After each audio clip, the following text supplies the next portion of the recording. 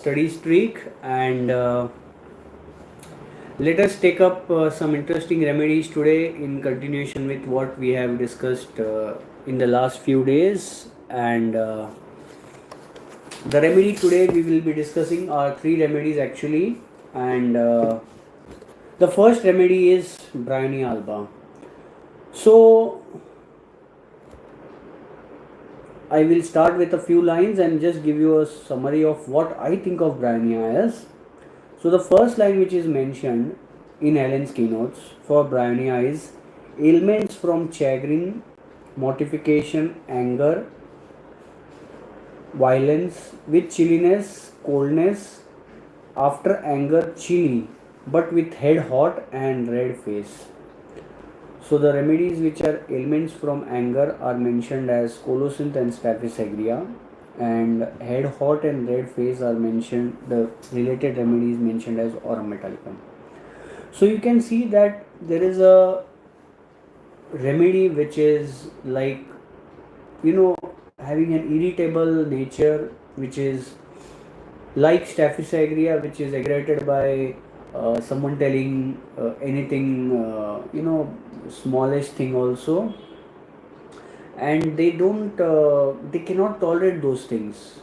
So we know that this exists in staph, but it also exists in one of the remedies which we know very well, and I'll come to it in a few minutes as I go further and read about the next few lines. Okay, so what is the area, or the what do you say, you can say that it is the domain. Okay, what is the domain of action of Bryonia? So the domain is that there is complaints which start or which are aggravated when warm weather sets in after cold days, from cold drinks or ice in hot weather. So now in the current situation, what we see is in India there is an irregular pattern of rain, and sometimes it's hot, sometimes it's cold, sometimes it's just downpour, and then the next 2 3 days there will be no rains, there will be just very much sunny weather. So those conditions also predispose patients to develop Bryonia like conditions. So you should give Bryonia in such cases also, not just in hot weather, because you need to understand those lines which are mentioned, which is when warm weather sets in after cold days, and so on and so forth. So that is one of the beauties. No doubt you can give it in summer weather, when if it starts after the cold weather that's just settled down. Going further, we have complaints that are, there is a beautiful thing about Allen's keynotes, and if you are reading along with me in today's session, so you will find that after the word complaints there are two dots. Okay, and then there is a entire statement which has semicolons in between. So it means that complaints when warm weather sets in, comma, after cold days, then there is a semicolon. So you have to again go back and read the first word which we read, which is complaints from cold drinks or ice in hot weather, and then there is a semicolon. So if you were to spread out the symptoms which are mentioned in Allen's keynotes, it would almost run into like 2 pages of a remedy will run into 4 to 5 pages. Okay, so that is why, that is because the semicolon is a beautiful thing, and Hahnemann and all these our senior authors used it so well that comma, semicolon, and all these things have just kept the sentences going. So Dr. Shivam 00482023, the topic, if you just see on the top of my head, okay, here, for those who are seeing in Instagram, you will see what is mentioned. It is day 14 Allen's keynote study streak. Okay, And for those who are watching on YouTube, you will see that I have already mentioned that it is day 14 of Allen's keynote study streak. It's a habit that you need to develop, and if you develop this habit, you are not going to fail in homeopathy. No one can beat you. No disease will be unconquerable. Okay, you will be able to do anything you want, and you should do this with every book, every remedy, every day, every minute, every second. That is the secret of a successful homeopath. So I was at this point where in Bryonia, Allen's keynotes, you have complaints, then two dots, then symptoms, semicolon, then symptom, then semicolon, then symptom, then semicolon. So you have to go back to the first word and see that there is complaints when they are taking cold drinks or ice in hot weather, complaints after taking cold or getting hot in summer, complaints from chilling when overheated, complaints kicks the covers off, complaints from exposure to draft, cold wind, complaints from suppressed discharges of menses, milk, eruption, acute exanthema. So that is how you spread out the word on each. When we write these things in examinations, if your teachers or your seniors or those who are guiding you to write these details about the remedy, the picture, they have not told you that this is also a way where you can spread out the symptom. So it's actually also this Allen's keynotes which will give you a very easy understanding about the remedy in just one small paragraph. So we have Bryonia where it is mentioned that there is aggravation from cold intake in summer. There is he kicks off the covers. He's such a hot patient. On the contrary, we have another opposite remedy which takes a cover everywhere, which gets aggravated from cold weather as soon as he gets exposed to cold. So the remedy is Nux vomica. So if you have a patient who is irritable, who is getting aggravated from taking cold in hot weather, who is also getting aggravated by cold food, cold drinks. So it almost seems that आप लोगों को अगर chance दिया जाता तो आप लोग इसको नक्स वोमिका दे देते. Okay, so but you are not giving nux vomica because the patient is hot. He is ambithermal towards hot. So in those cases you should think of the remedy Bryonia alba. Bryonia alba is hot nux vomica for you to understand. In fact, there are many similarities for Bryonia and Nux vomica.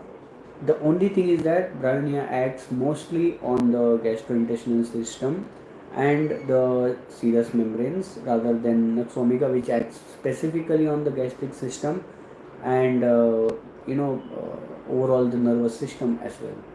So that's the minor differences, but you will see that it's like a hot nux vomica in front of you. It is best adapted to people of a gouty or rheumatic diathesis prone to so-called bilious attacks, dark or black hair, dark complexion, firm muscular fiber, dry, nervous, slender people, and in bracket there is a remedy mentioned which is nux vomica.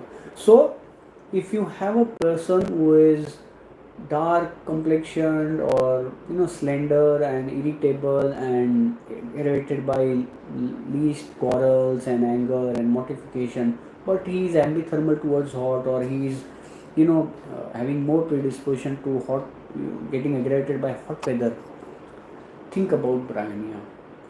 Bryonia patients are irritable, inclined to be vehement and angry. So you read this line in Allen's keynotes. All those who are tuning in right now with me in the session, open your Allen's keynotes and read along the symptoms so that you will be able to grasp what is written and register it 2 times. One time when you read it, one time when you hear it, and third time when I am mentioning some remedy about it.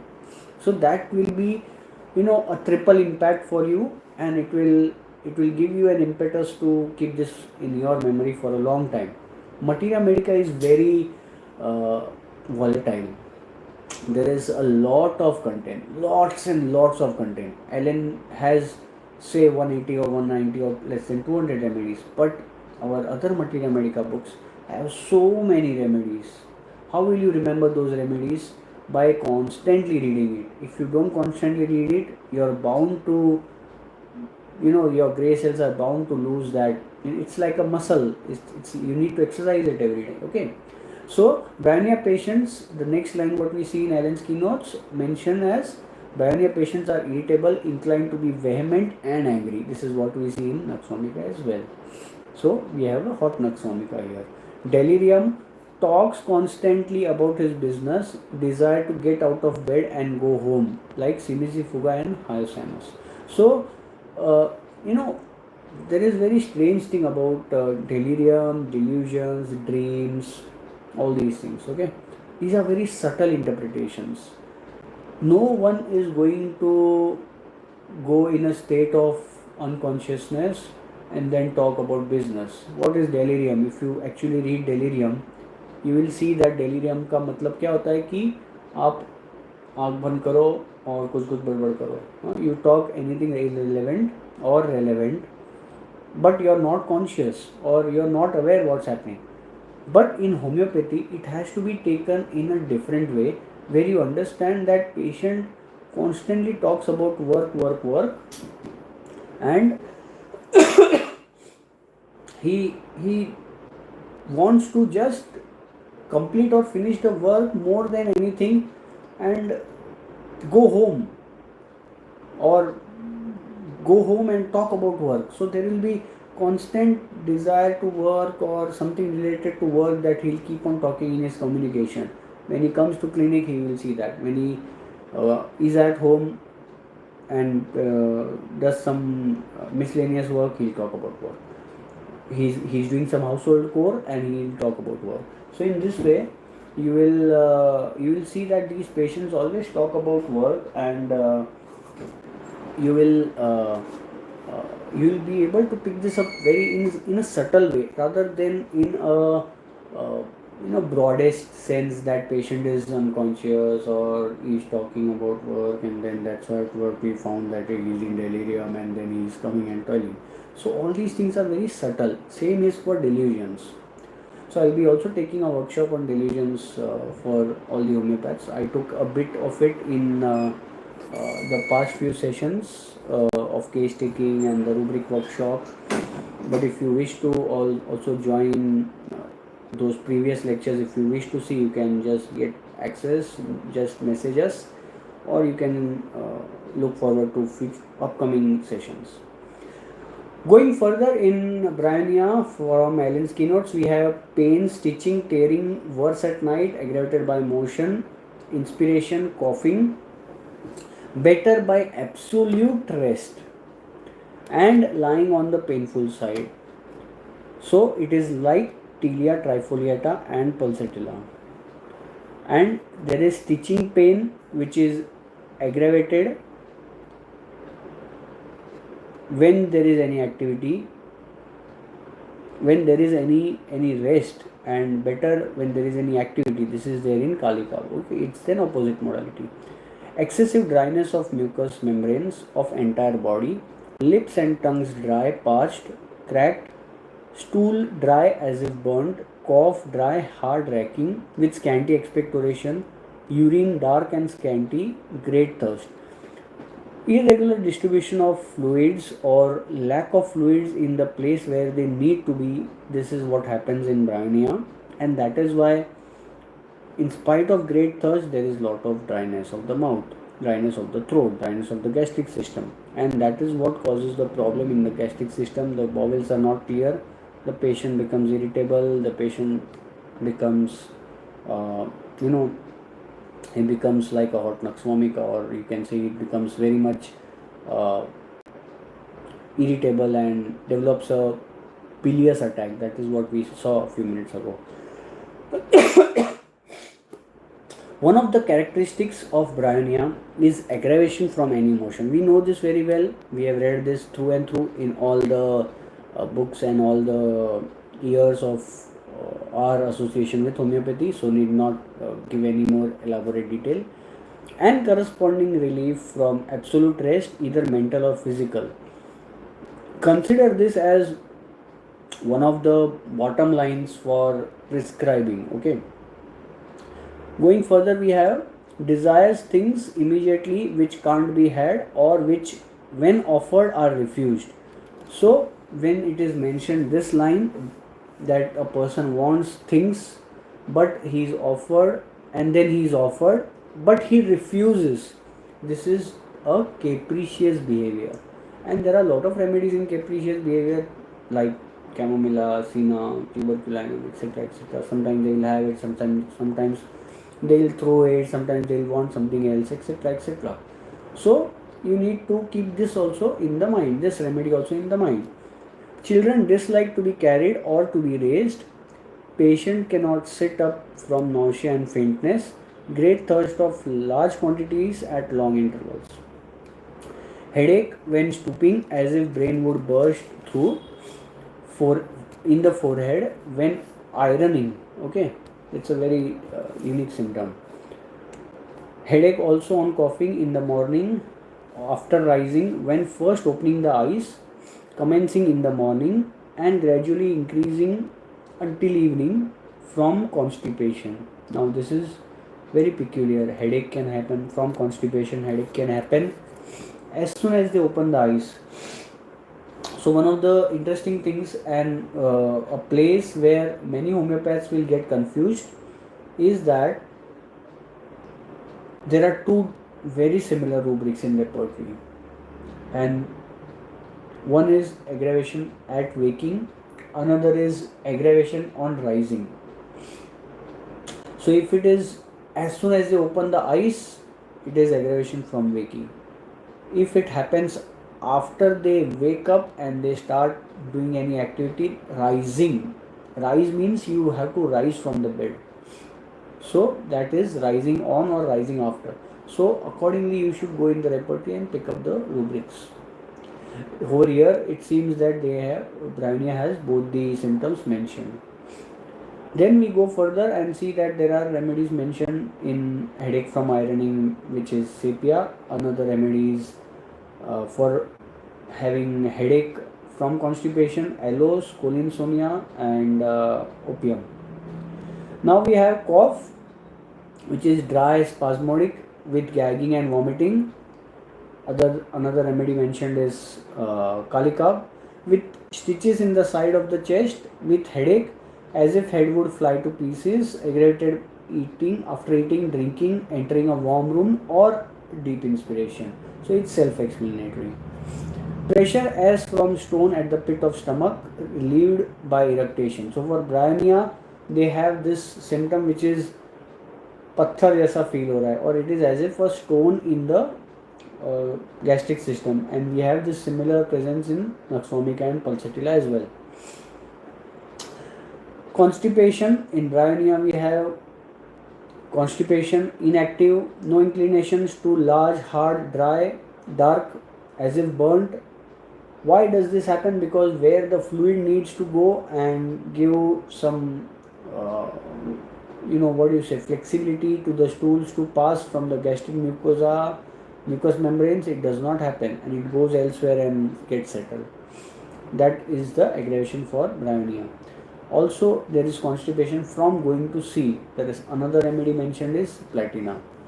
Diarrhea during a spell of hot weather. Bilious, acrid with soreness of anus, like dirty water of undigested food from cold drinks when overheated from fruit or sauerkraut. We read this also in petroleum.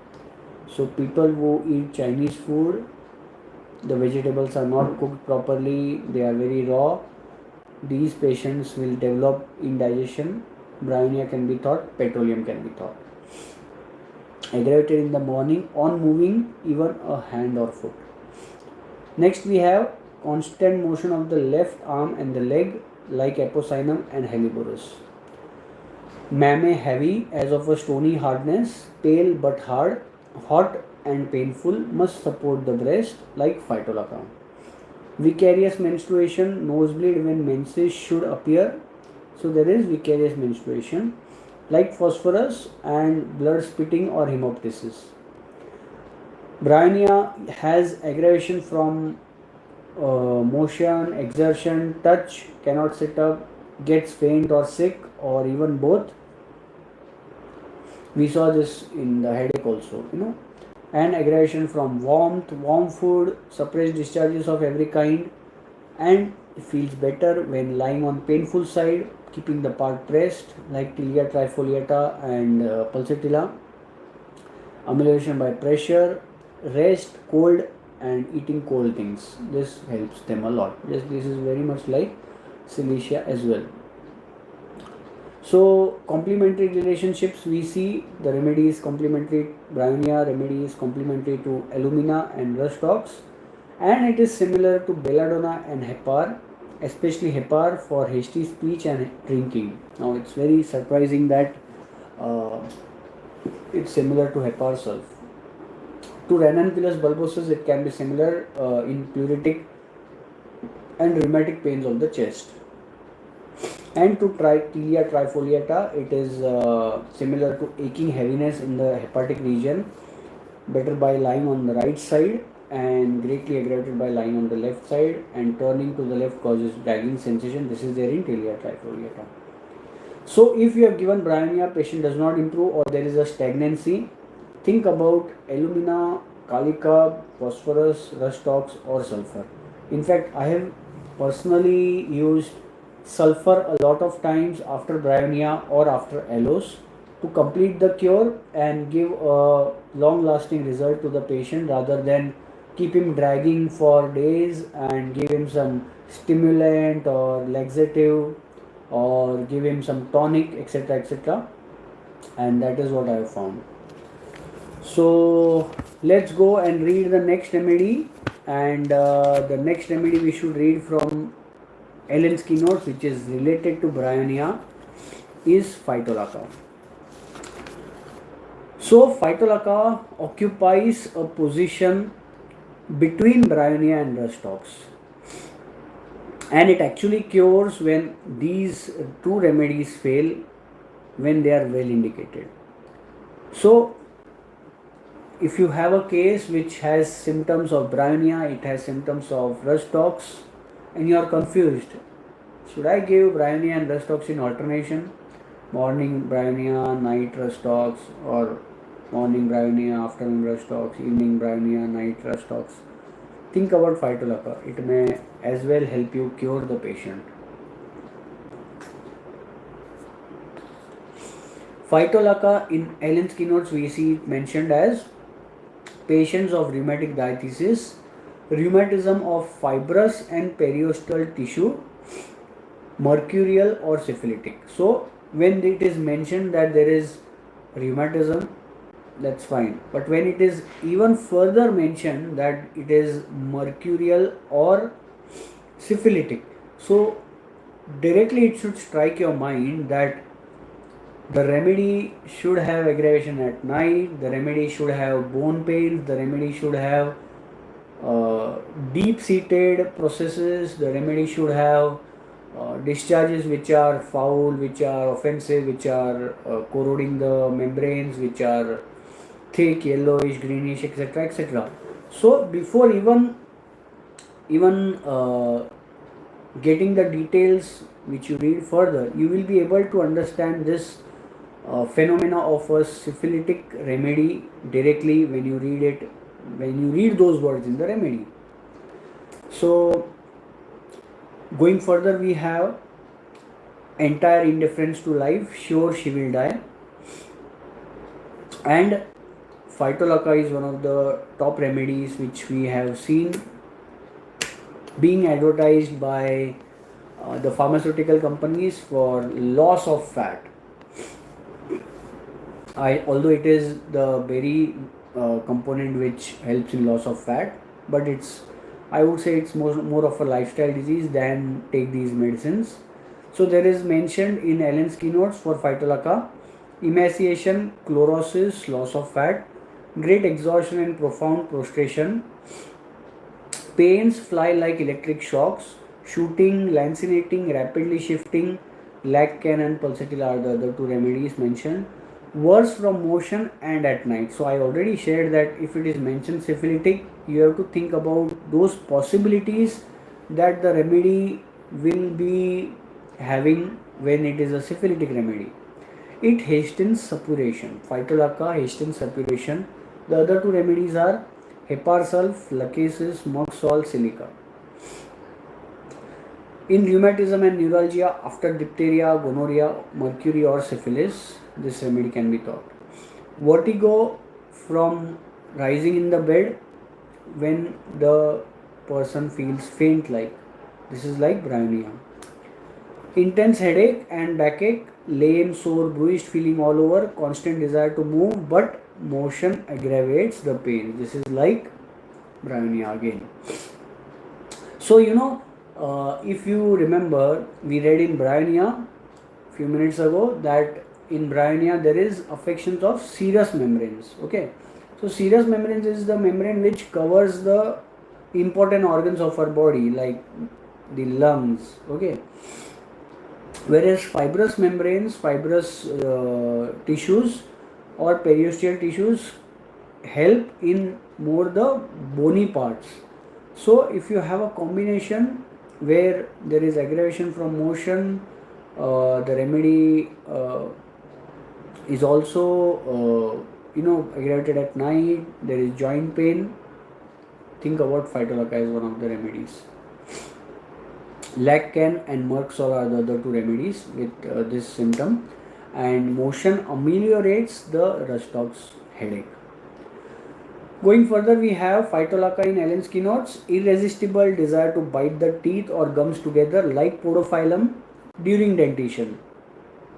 So podophyllum, chamomilla, these remedies, senna, etc., are very often given in complaints of dentition, whereas Phytolacca is underestimated. Sometimes you will get some conditions of Phytolacca. Think about those, especially where we'll have some throat complaints or nightly aggravation in general. It cannot just be the bone pain which should be there, but if the remedy is known as syphilitic, you should know that it acts at night, it aggravates at night, and patients will have those symptoms. So Phytolacca from Allen-Skin knots, in the throat part we see that there is sore throat of dark red color, uvula which is large, dropsical, almost translucent like Kali bichromicum and Rhus, and diphtheria, pain shoot from throat to the ears. So few days ago I already shared about the remedy which is Merxol, which has pain from one part to the other part, and that is what is there in Phytolacca as well. And this I would say as a general modality it exists in Phytolacca. Pains shoot from one part to the other. When it is mentioned pain shooting anywhere in the remedy, in any book, think about the pains going from one part to another part. It's like a shooting pain, and the pains are also burning as of coals of fire and of a red hot iron. There is dryness, there is difficulty to swallow with trembling of the hands, sensation of lump in the throat with continuous desire to swallow. So we discussed this in Merxol, where the patient has constant desire to swallow, whereas belladonna, baryta, heparsulf will have aggravation from least intake of liquid, least intake of any fluid. If that is present, think about those remedies. But if there is constant desire to swallow, even if patient does not tell you that there is constant desire to swallow, you are observing it when they are talking to you, they are constantly swallowing. That is your observation. Not always will the patient come and tell you that, and maybe if the patient is swallowing saliva like this, he will not necessarily tell you that when you ask him that are you constantly swallowing saliva also? No, I don't think so. Many times it will happen that patient may not be observing themselves, but if it is your observation, think about it very strongly. There is some Pathology in the back of the throat, covered with ash colored membrane, cannot drink hot fluids, like Lucky's remedy. Carotid and submaxillary glands swollen or indurated after diphtheria, scarlet fever. Both these diseases we see very rarely nowadays, but any other clinical condition which help which cause inflammation of these glands over here, submaxillary and carotid, think about Phytolacca. So not necessarily that these conditions need to be there, diphtheria, scarlet fever or smallpox or etc., but what is mentioned along with them, if those indications are also present, we can go ahead and prescribe. Mammae full of hard, painful nodosities. Breast shows early tendency to cake, is full and stony, hard and painful, especially when suppuration is inevitable. When child nurses, pain goes from nipple to all over the body. So if there is shooting pain, pain goes from one part to the other part. It shoots from like a connection between those parts. If the pain goes back, then there is protontiglium. If it goes to the uterus, the remedy is pulsatilla and silica. Then there is mammary abscess, which is also having fistula, gaping, angry ulcers. Pus, which is sanous, ichorous, fetid, unhealthy. There is tumified breast, neither heals nor suppurates. It is stuck up at the same place. The pathology is stuck up. It is not progressing, not healing, not getting worse also. And it is of purple hue and hard as old cheese. Like Bryonia, lichen and Philandrium. Philandrium is a very good remedy for the chest complaints. Nipples are sensitive, sore, fissured, like graphitis. So wherever we have soreness, fissureness and sensitivity of the skin, think about graphitis. Think about Hepar as well. Think about Phytolacca. Aggravated intensely by nursing, pain radiates over the whole body. So you have Dioscorea like pains which starts from one part and goes to the another part. You have Bryonia like and Rhus like conditions. Aggravation for Phytolacca in Allen's keynotes we see, and generally also we know about it. When it rains, when there is exposure to damp cold weather, and it is comparable to Kali iode, which is its analog. So we saw this in many remedies like Merck Miserium, we saw in Dulcamara, we saw in many remedies. They are having analogs, vegetable analogs. So maybe these plants have those elements in their content, or in their certain parts, or one or the other element is present strongly in that remedy, or there are symptoms which are similar, improving or in toxicology. So we have finished Bryonia, we have finished Phytolacca from Allen's keynotes. Let's go further and read the last remedy, which is Rhus. Bad effects from getting wet, left, right and center, every homeopath gives this, but don't forget to give Phytolacca as well. For Rhus, it is aggravation after, especially after being overheated. Ailments from spraining or straining a single part, muscle or tendon, like calcarea carb and nux vomica. Overlifting, particularly from stretching high up to reach the things. Lying on a damp ground. Too much summer bathing in lake or river. Adapted to persons of rheumatic diathesis, great apprehension at night. Fears he will die of being poisoned. They are very superstitious. One of the top remedies we have. Fear of being poisoned, we have Rhus very strongly. But this stage comes at a very later, as an expression rather than very early. They cannot remain in bed.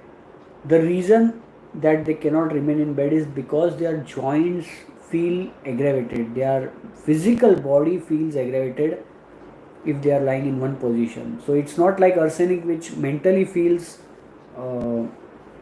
restless or anxious to move about, but it's like the physical body which is not feeling comfortable if they are in one position.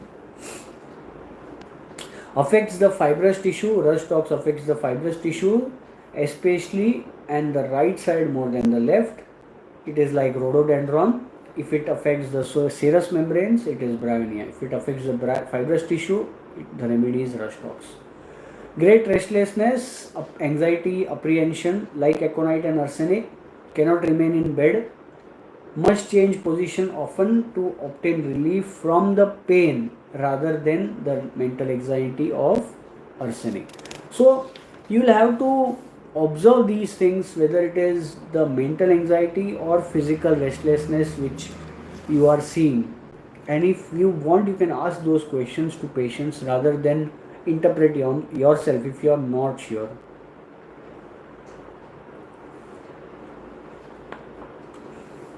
The patient's Rhus tox is very restless, cannot stay long in one position. Great sensitiveness to open air. Putting the hand out of the bed cover brings on the cough. So much is the sensitiveness. This is like Bryonia and Hepar sulf. So there is a rubric in Kent repertory which goes like cold air aggravate, exposure of single arm immediately outside. There are 4 remedies, out of which 3 remedies we are discussing. One remedy I think is aconite or dalcamara. Dreams of great exertion in Rhus tox, rowing, swimming, working hard daily at his occupation. This is almost like bryonia. So those people who have dreams, now we always give Rhus tox, bryonia, Phytolacca as acute remedies or subacute remedies for complaints which are short term. But if you will have a patient who is having joint pain, will not have any mental history to share, but he'll have dreams of exertion or water or working hard, some effort he's doing in the dream, and there is fibrous tissue affections, the joints are affected. Think about Rhus tox as the remedy rather than trying to form a picture, classical picture, and trying to fit the rubrics, the symptoms from the classical constitutional method approaches, and trying to fit the case. So Rhus tox will also have great thirst with dry tongue, mouth and throat. Vertigo when standing or walking, worse when lying down. Okay, aggravation from lying down or as soon as they are trying to rise from the sleeping position, we have bryonia. And if they feel better by lying down, the remedy is apis. Worse from lying down is again Rhus tox, and also when standing or walking. Headache, brain feels loose when stepping or shaking the head. Sensation of swashing in the brain, stupefying as if tone. Headache from beer, headache returns from least chagrin. Headache aggravated from sitting, lying in cold. Headache better by warmth and motion. Anything that has to do that pushes the body in motion, think about Rhus tox. Corners of the mouth ulcerated, fever, blisters around mouth and chin. Natramir is indicated also, and Rhus tox also. Tongue is dry, sore, red, cracked, triangular tip. You will see that the tongue is very much in a triangle shape at especially the edge when the patient protrudes it out and takes the imprint of teeth. So it is like mug saw, and Chelidonium and Podophyllum. A dry teasing cough before and during chill in intermittent fever, cough with the taste of blood. So if you have a patient who has developed cough for a few days and then they develop fever, think about Rhus tox as a remedy. I have been speaking about this in many places. Diarrhea with beginning typhoid, involuntary with great exhaustion, tearing pain down the posterior part of the limbs during stool. Paralysis with numbness of the affected parts from getting wet on lying on damp ground after exertion, parturition, sexual excesses, ague, typhoid, paralysis of limbs and ptosis. Back and extremities, we have pain as if sprained, as if muscle or tendon was torn from its attachment, as if bones were scraped with a knife, worse after midnight and in wet rainy weather. Affected parts are sore to touch. This is like arnica. Now, one of the key symptoms of Rhus tox we see is that there is lameness, stiffness, and pain on first moving after rest or on getting up in the morning, better by walking or continued motion. Back pain between the shoulders on swallowing, pain and stiffness in the small of the back, aggravated sitting or lying, and better by motion or lying on something hard. There is left-sided sciatica in Rhus tox. One of the under-prescribed remedies in sciatica is also colocynth, which you should think of if it is sudden onset and pain is intolerable. Rhus tox is often prescribed in sciatica. But if in patients who have angina, there is pain in the left arm with the heart disease or with any heart pathology, think of Rhus tox as a remedy. External genitals inflamed, erysipelatous, edematous. This happens in some cases where bites have happened or there is a lot of skin infections. In skin we have erysipelas from left to right, vesicular.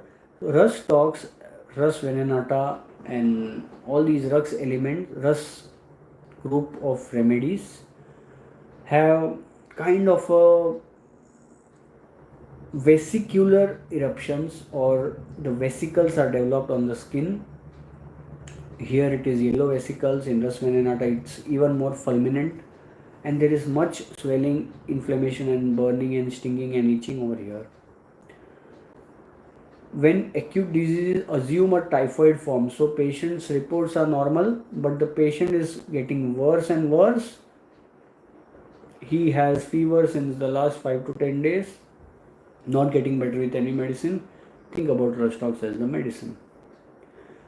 Aggravation for Rhus tox we have before a storm, cold, wet or rainy weather, aggravated at night, especially after midnight, from getting wet while perspiring and during rest. Amelioration for Rhus tox we have warm dry weather, wrapping up or warm and hot things, and motion of course needs to be there in Rhus tox, which ameliorates. Change of position or moving affected parts, even if they move the hand they will feel better if that part is paining or affected part is paining. It is complementary to Bryonia, so you will see many stalwart cases where they have alternated Bryonia and Rhus tox. There is no problem, but the only thing is that don't give the two medicines together, and you will need to give them together in certain conditions where the modalities are quite contradictory. Otherwise, one remedy will do its job effectively if you know how to prescribe, when to prescribe, and what potency to prescribe. It is very similar to Apis in its action, that is why inimical to Apis. Okay, and you have to compare this remedy with arnica, bryonia, rhododendron, natrum sulph, and sulfur. And sepia is very much similar to Rhus tox in complaints of skin. And the last line what is mentioned in Rhus tox is that